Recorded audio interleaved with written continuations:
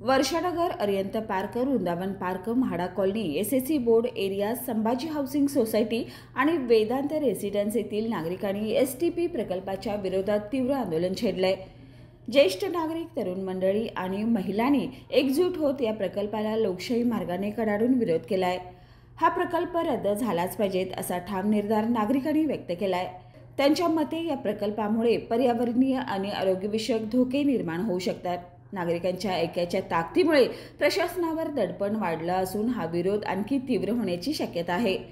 लोकशाही जिंदाबाद या घोषणांनी परिसर दणाणून गेला असून नागरिक आपल्या हक्कासाठी लढण्यास सज्ज झालेत। यावेळी भाजपच्या जिल्हाध्यक्ष रूपाराणी निकम, माजी नगरसेवक संग्रामसिंह निकम, माजी नगरसेवक महेश वासुदेव, माजी उपमहापौर भूपाल शेटे, माजी नगरसेवक परिवहन समिती सभापती अजित मोरे उपस्थित होते। बाळ, फ्रीजमधून श्रीखंड काढ ना। आम्ही पूर्वी घरीच बनवायचो श्रीखंड, त्याची चवच वेगळी होती। आता काय सगळं रेडीमेड। आजी, हे श्रीखंड खाऊन बघ। आज तुझ्या आईनं घरीच बनवलं की काय?